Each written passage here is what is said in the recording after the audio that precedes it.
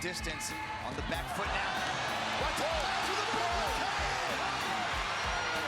左勾拳砸在武尊脸上，在全场日本拳迷还来不及反应的情况之下，武尊惨遭 KO， 罗唐只用了1分20秒。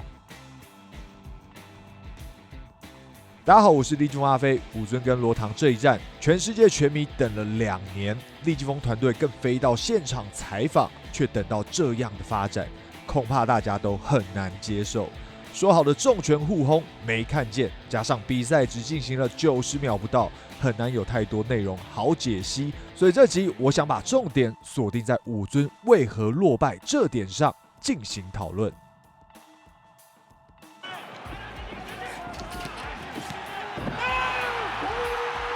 时间回到2022年 The Match， 武尊就是在第1回合尾声，想要用过去能够轻松换倒对手的后手直拳接前手勾拳的组合，跟纳须川天心一拼，却拼不赢天心的反击拳速，遭到击倒，成为比赛胜负的分水岭。同样的画面拿来跟罗唐这场比较，马上就能发现武尊发动暴风连拳的最大空档，就是后手直拳接前手勾拳时，右脸完全不设防。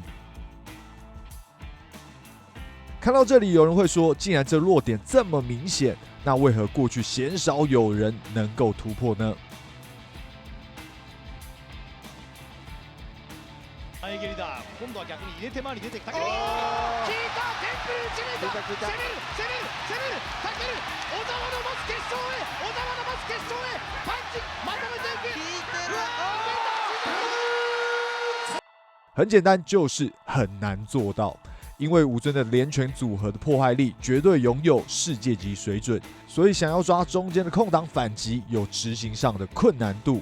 你得先顶住这疯狂暴击，又要能够换得赢，不是人人都能夠做得到。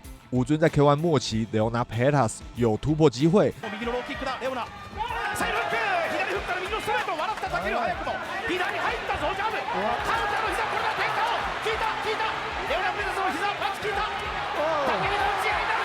但最后还是没能挺过去。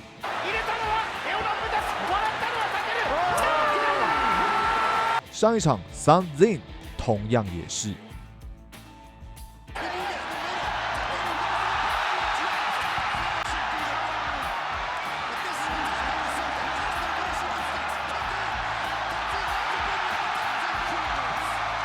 时间拉回11722赛场，其实武尊的对手如果不是罗唐，可能击倒发生时的对象就会换人。从官方释出的照片上可以看到，武尊退击的右手其实猛烈地砸在罗唐的脸上，脸都已经扭曲变形了，但他还能挥出追击的左勾拳终结比赛。要换作是其他人，可能已经被暴风连拳给敲倒。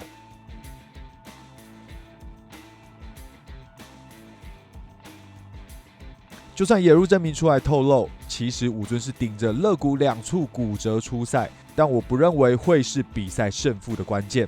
对手等级不一样，绝对是最大的差距。武尊顶着亮眼的成绩挑战世界，遇上的绝对不会是什么杂鱼。纳须川天心、Super Leg、罗唐都是怪物等级的好手。这一场败战，再证明了不设防的重拳战术，拿到世界顶尖战场真的行不通。如果武尊还想走下去，恐怕非正视这个问题不可了。下一集我们要来谈谈陶安柴跟野入证明的这一战，别忘了订阅立技疯，支持我们加入立技疯会员，掌握最新的立技格斗动态。更精彩的节目，我们下次见。